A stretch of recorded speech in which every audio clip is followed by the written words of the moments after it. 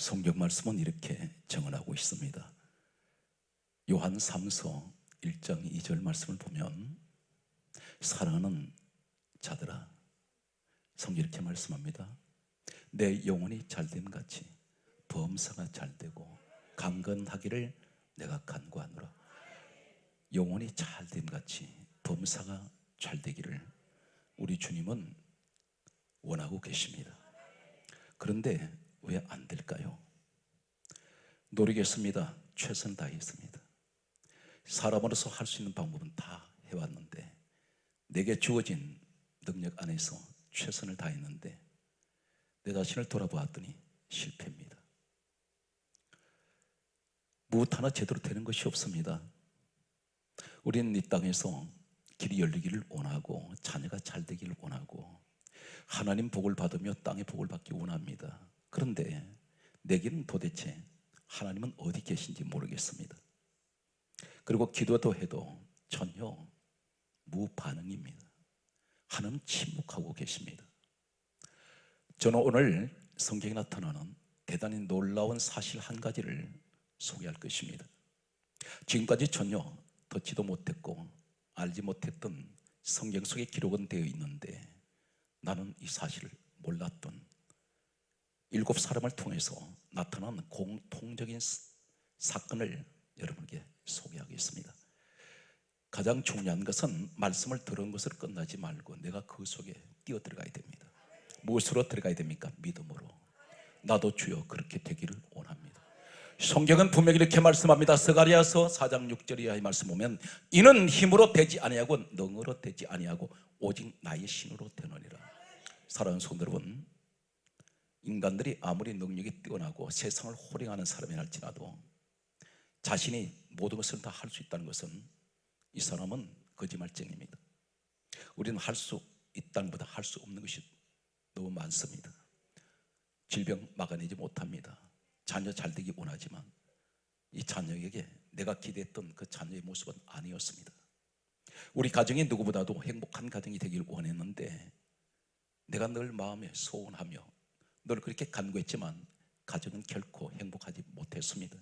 사업이 늘 아슬아슬하게 살얼음판을 딛고 가는 이러한 위기 앞에 서 있는 그런 성도의 사업장도 있습니다. 직장 생활이 늘 전전하고 있습니다. 한 군데도 안정된 곳이 보이지 않습니다. 왜 그랬을까요?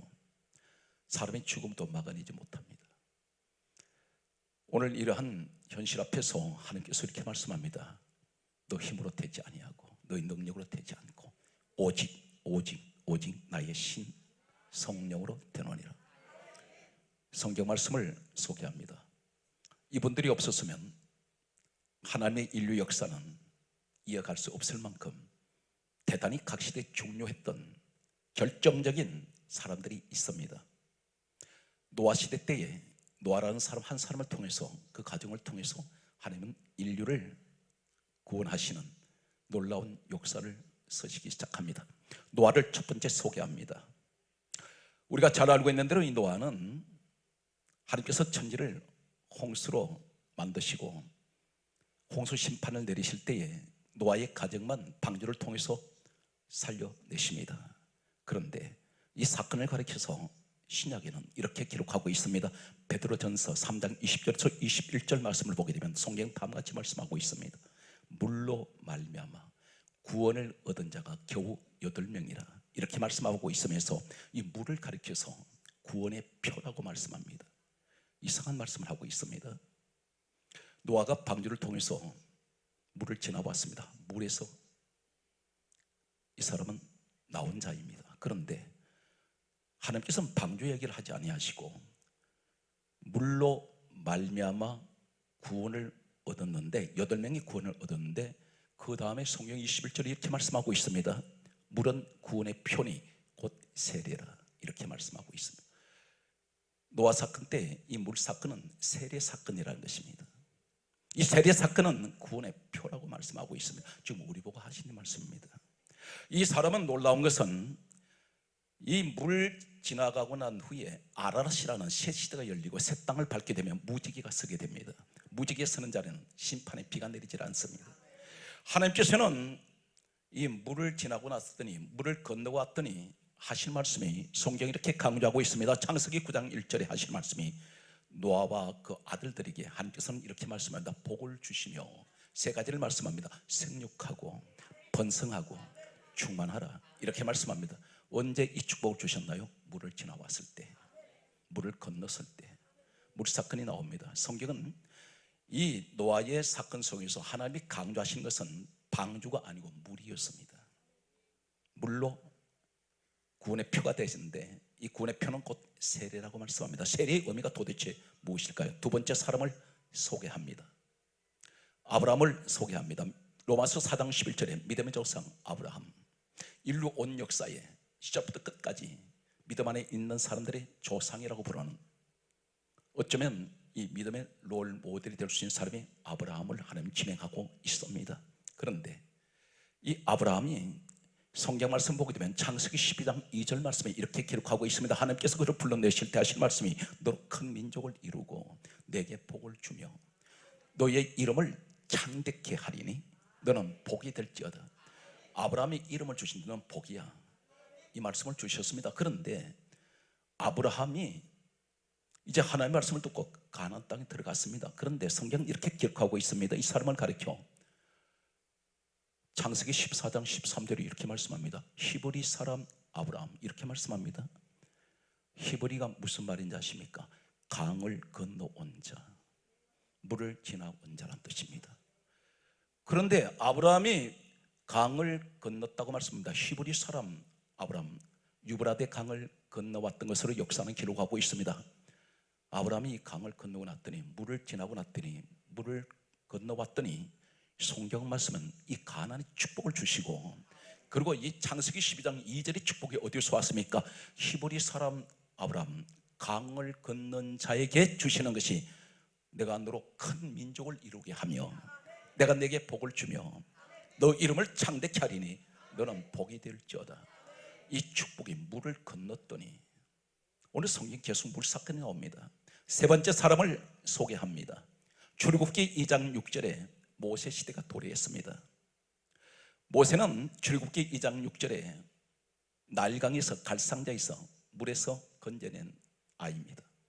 모세라는 뜻은 물에서 건져낸 자라는 뜻입니다. 노아도 물, 그리고 그에게 전개되는 물을 지나왔더니 놀라운 아라랏의 축복이 기다리고 있었고, 아브라함, 히브리 사람 아브라함은 강을 건넌 자, 물을 건넜더니 믿음의 조상이 되었고 가나안의 축복을 하나님께서는 약속을 하시면서 너 민족을 크게 내가 이루며 너 이름을 창대케 하리니, 한마디로 넌 복이다. 오늘 사랑하는 성도들은 이 말씀을 내가 가져와야 됩니다. 그렇다면 도대체 물을 건넌 사건이 무엇일까요? 성경 말씀은 계속해서 네 번째 사람을 소개하겠습니다. 각 시대의 사람들입니다. 각 시대를 살고 왔던 믿음의 영웅들입니다. 하나님께서 가장 귀하게 서셨던 시대의 영웅들, 오늘 이 시대는 그 영웅이 누구입니까? 바로 여러분이란 사실입니다. 내가 그 자리에 서야 됩니다. 왜 하나님이 이 사람들을 계속해서 소개하고 있을까요? 각 시대의 사람들인데 오늘 이 시대는 너희가 이 사람이 되어라. 오늘 이 믿음을 내가 가져야 된다는 사실입니다. 오늘 성경 말씀은 네 번째 사람은 누구입니까? 여호수아입니다.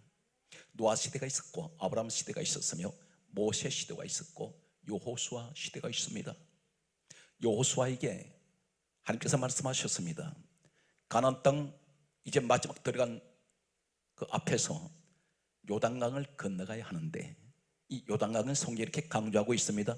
여호수아 3장 15절 말씀 보게 되면 항상 물이 언덕에 넘쳤더라, 이렇게 말씀하고 있습니다. 참고로 말씀드리면 헐몬이라는 산이 있습니다. 만년설이 쌓여 있는데 거기서는 반드시 추수 때가 되면 눈이 녹아내려서 이 요단강은 홍수가 나서 범람했습니다. 그래서 성경 강조하고 있습니다.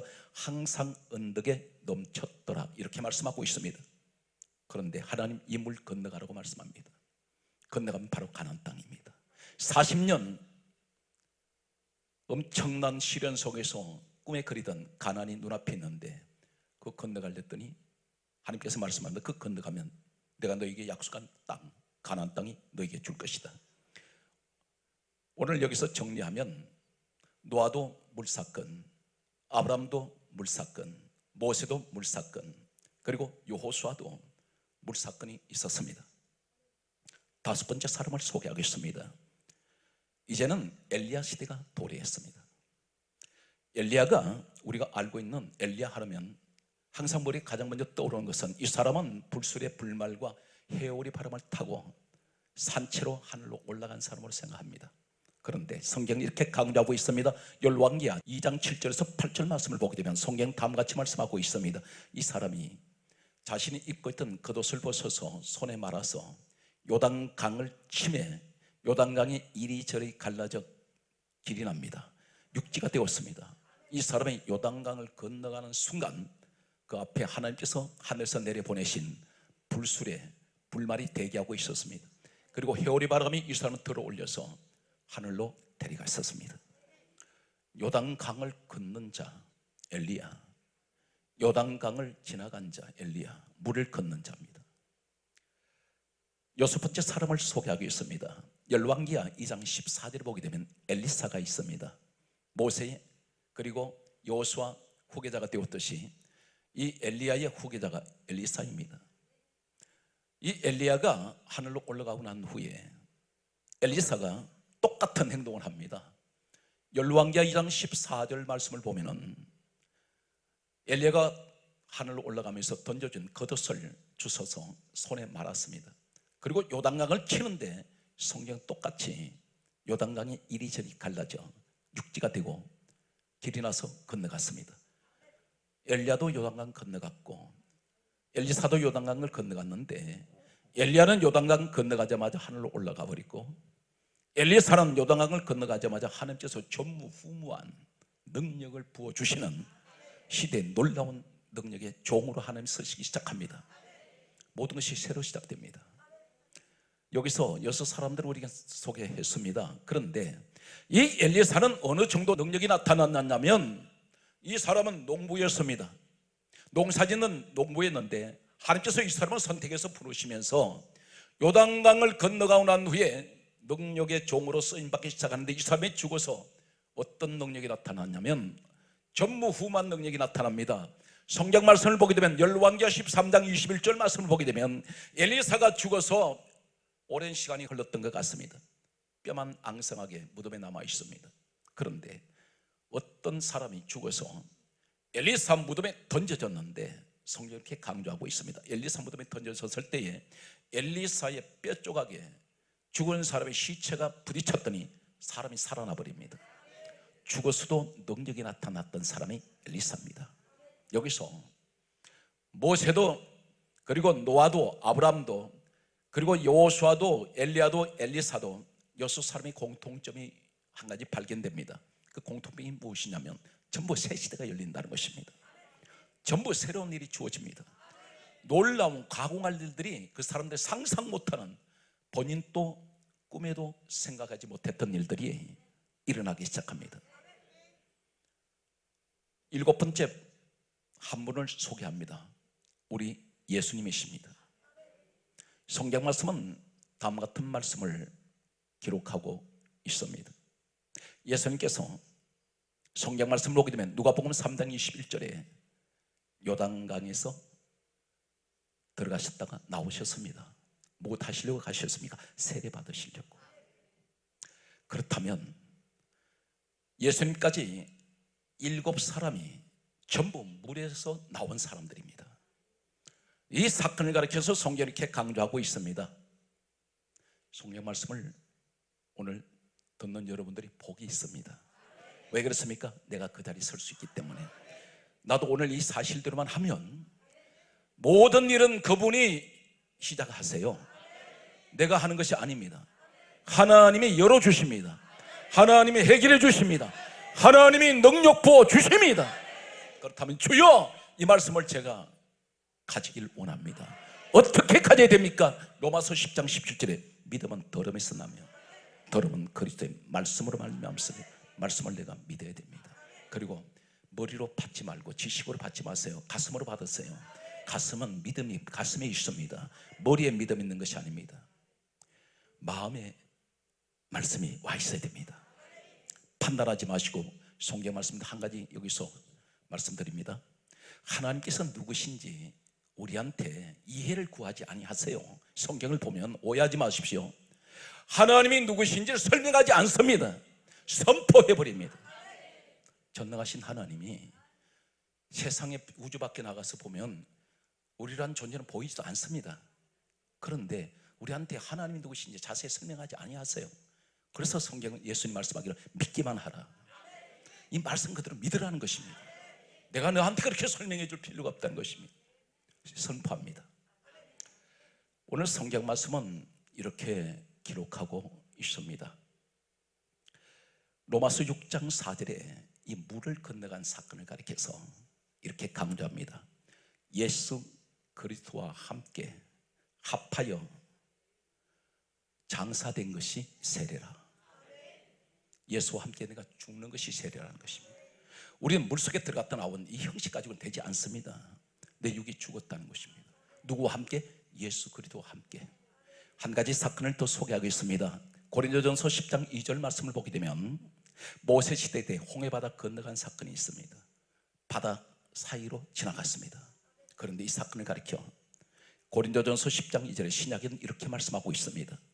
모세와 그 백성들이 바다 가운데서 따라서요 세례를 받고, 세례 사건이라는 것입니다.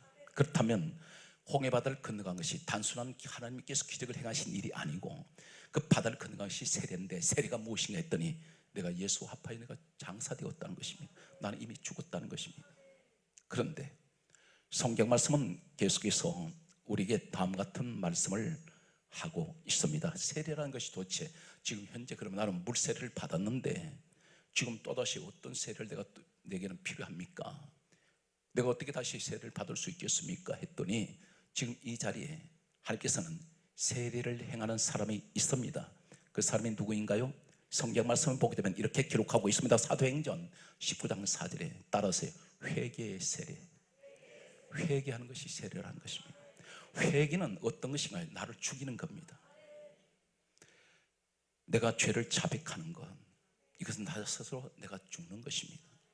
이것을 회개라고 말하는 세례입니다. 오늘 사랑하는 성도 여러분, 이 축복에 함께 하시길 바랍니다. 마태복음 3장 8절에 예수님께서 이렇게 말씀합니다. 회개에 합당한 열매를 맺어라. 입으로만 계속해서 떠드는 그것이 회개가 아니라는 것입니다. 진정한 회개가 무엇인지 아세요? 하나님, 나 잘못했습니다.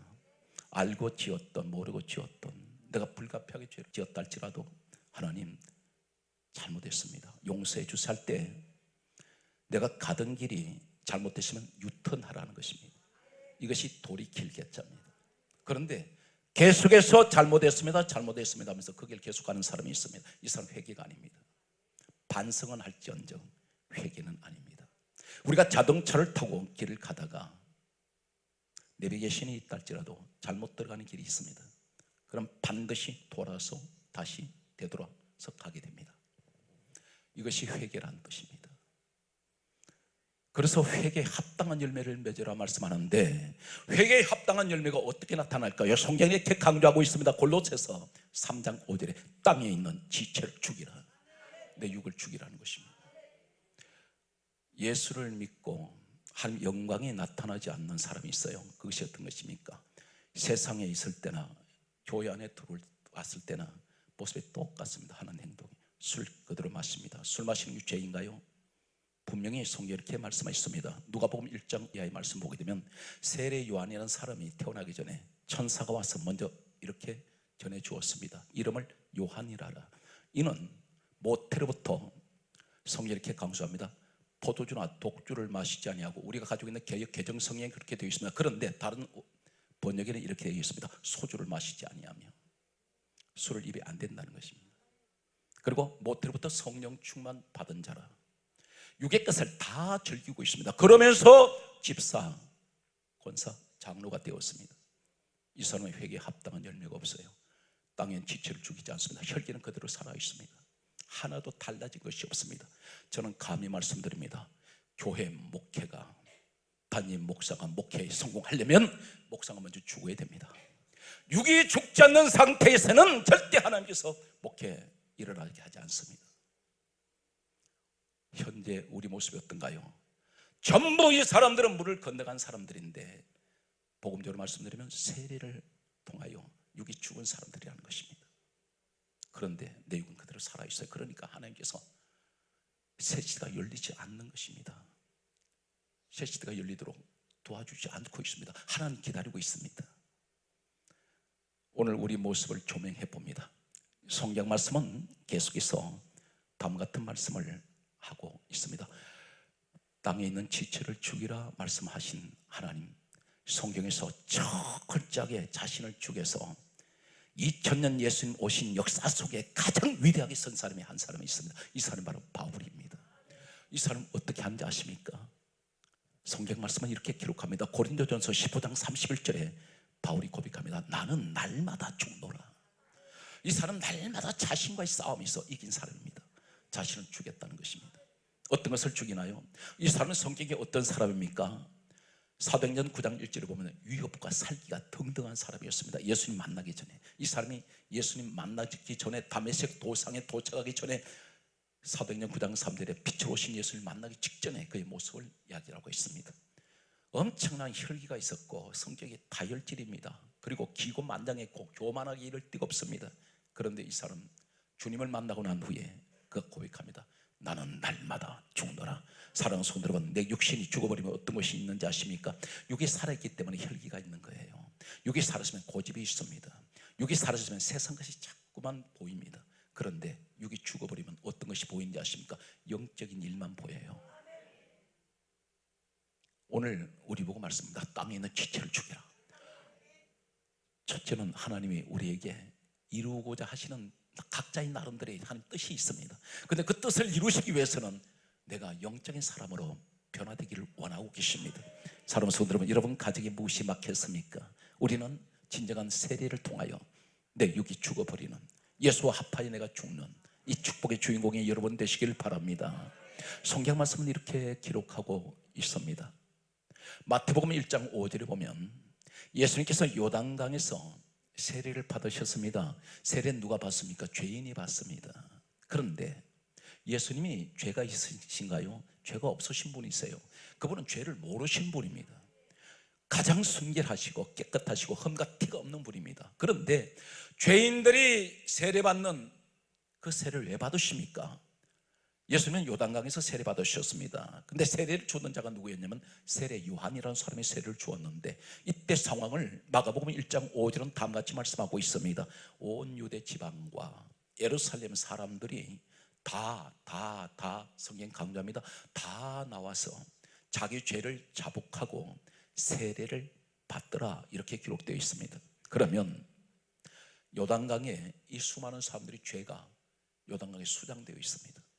온갖 더러운 죄가 이 요단강에 완전히 깔려 있습니다. 예수님께서 죄 없으신 그분이 그 속에 들어가셨어요. 세례는 침례를 말합니다. 완전히 머리끝까지 물에 잠겨야 됩니다. 예수님께서 세례 받으실 때 완전히 물에 잠기셨습니다. 이것이 어떤 곳입니까? 죄투성입니다. 별의별 죄가 다 그곳에 수장되고 있습니다. 그런데 예수님 몸이 가장 깨끗하신 분이고 흠일 티가 없는 분이 물속에 수장되실 때 온 더러운 죄가 달라붙어 버렸습니다. 온통 머리부터 발끝까지 물에 수장되어 있던 수많은 사람들의 죄가 다 달라붙었습니다. 이때 주님은 나오셔서 십자가의 길을 걸어가기 시작합니다. 이때 세례를 주었던 세례 요한의 입에서 이렇게 말합니다. 보라, 세상 죄를 지고 가는 하나님의 어린 양이로다. 세상 죄를 짊어지셨어요. 예수님께서 주님 몸에 사방에 묻어있는 죄 가운데 우리 죄가 있습니다.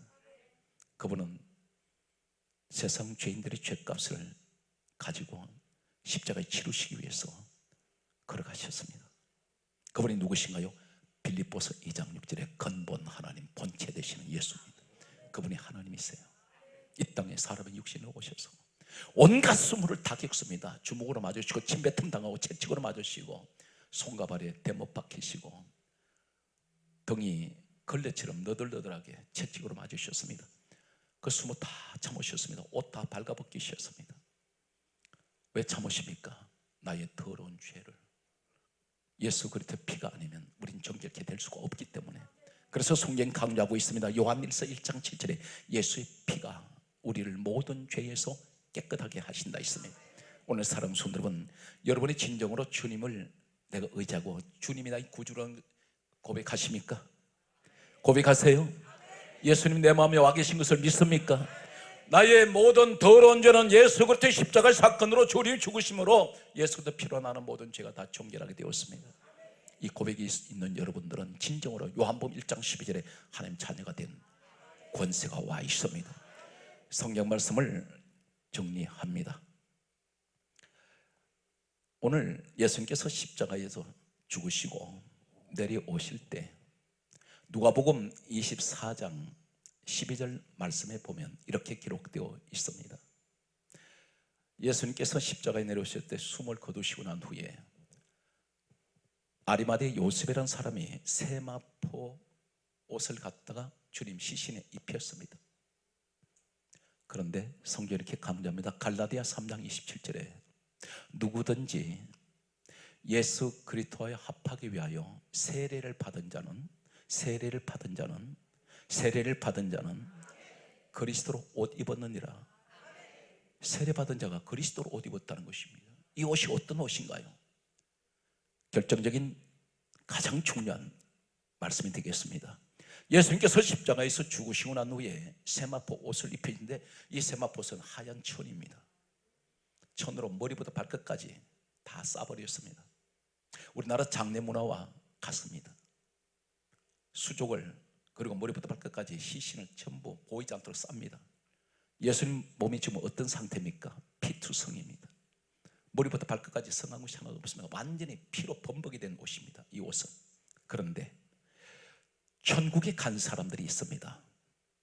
요한계시록 19장 7절에서 8절에 보았더니 성경이 이렇게 강조하고 있습니다. 천국에 가 있는 어린 양의 신부되는 아내가 되는 사람들, 하나님께서 이렇게 말씀합니다.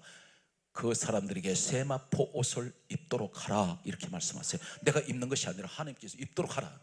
그런데 성경이 이렇게 강조합니다. 이 세마포 옷은 성도들의 옳은 행실이로다. 옳은 행실이라는 것입니다. 믿음 이야기가 아니고 옳은 행실이 뭡니까? 이 세마포 옷은 누가 입습니까? 죽은 사람만 입습니다. 이해가 되시나요? 죽은 사람이 입는 옷이에요. 육이 죽은 사람만 입는 옷입니다. 이 세마포 예수님 죽으셨을 때 입으셨습니다. 그런데 천국에 어린 양 되시는 예수 그리스도의 신부되는 사람이 이 세마포 옷을 입도록 하라는 것입니다. 이 옷 누가 입습니까? 육이 죽은 자가 입는 옷이에요. 예수 피 옷입니다. 내가 그 옷 입어야 됩니다. 그래야 어린 양의 신부 될 수 있습니다. 오늘 사랑하는 성도 여러분, 성경 말씀은 이렇게 기록합니다. 예수님 죽으셨을 때에 제자들이 무덤으로 달려갔습니다. 달려갔는데 예수님 시신이 없어졌습니다. 이때 예수님은 부활하셨는데 누가복음 24장 12절에 보면 따라하세요. 세마포만 보이는지라. 예수님 무덤에 찾아갔을 때 아무것도 없고 세마포만 보이는지라. 이 옷이 무슨 옷입니까? 피옷입니다. 이 옷 언제 입으셨나요? 죽으셨을 때 입으셨습니다. 이 옷 입고 예수님 부활하셨어요. 그래서 이 옷은 주님이 죽으셨을 때 입었던 이 옷은 바로 부활의 옷인데 이 옷 벗은 옷이었습니다. 그 옷은 피로 범벅이 된 옷입니다. 우리 보고 그 옷 입으라는 것입니다. 그래야 어린 양의 신부되는 아내가 될 수 있다는 것입니다. 지금 우리에게 말씀합니다. 네가 육이 죽어버리면 너에게는 내가 노아와 같이 새 시대가 열리게 할 것이며 아브라함같이 내가 가나안에 축복을 주며 너로 큰 민족을 이루고 내 이름을 창대케 하며 너는 복이 될 것이다. 내 스스로 내가 육이 죽어져야 돼요. 자신과의 싸움에서 이겨야 됩니다. 가장 위대한 사람이 누군지 아십니까? 자신을 이기는 사람. 그런데 우리 자신은 우리는 못 이길 때가 있습니다. 내 생각을 컨트롤 못합니다. 혈기 참지 못합니다. 세상 정욕적인 거 못 견딥니다. 이것을 내가 죽여야 되는데 우리 기도는 어떤 것입니까? 회개라는 것은 내가 철저하게 나를 죽이는 것이 회개인데 우리가 그 싸움을 하지 않고 있다는 것입니다. 이 시대가 지금 회개가 말라지고 있습니다. 내가 이 세례 내가 죽어버리면 내 육이 죽으면 하나님께서는 나를 통해서 모세같이 서실 텐데 때로는 여호수아 같이 요단 건너가기만 하면 가나안의 축복 주실 텐데, 그리고 엘리야처럼 요단강 물 건넜더니 불소리 불말 효리 바람으로 데려가시는 이 축복이 우리에게도 주어질 수 있다는 것입니다. 엘리사처럼 돌아서실 수 있습니다. 누가복음 3장 21절에 예수님께서 성경에 이렇게 강조합니다. 세례를 받으신 후에 따라서요 기도하실 때, 오늘 이 현장이 되시기 바랍니다. 세례 받은 건 내가 육이 죽고 났을 때 기도 시작했더니 몇 가지가 나옵니까? 5가지가 나옵니다. 하늘이 열려버리고 하늘에서 성령의 비둘기 같이 임하시며, 그리고 하늘에서 소리가 들려옵니다. 하늘 소리가 들려요. 하나님의 말씀이 귀에 들어오기 시작합니다. 그리고 하시는 말씀이 내가 너를 기뻐하고 내가 너를 사랑하노라. 하늘의 음성이 들려옵니다. 오늘 여러분, 이 시대 여러분들이 이 주인공이 되십시오. 그래서 내가 죽으면 가정이 평안해집니다. 내가 죽으면, 내 육이 죽으면 교회가 평안해요. 내가 죽으면 내 자신 인생이 달라집니다. 그래서 성경 말씀은 이렇게 기록하고 있습니다. 갈라디아 2장 20절 말씀이 되겠습니다.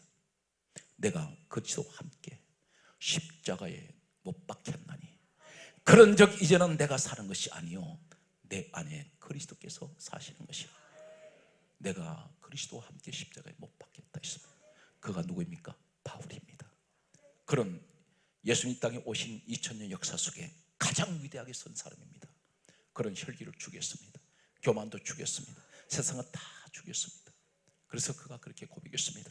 나는 예수 그리스도와 함께 십자가에 못 박힌 사람이요 이제는 내 안에 그리스도께서 사십니다.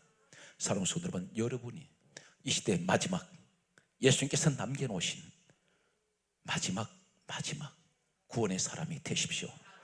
그래서 여러분을 통해서 놀라운 시대를 열어가시는 이 시대의 영웅이 되시기를 주 예수 그리스도 이름으로 축복합니다.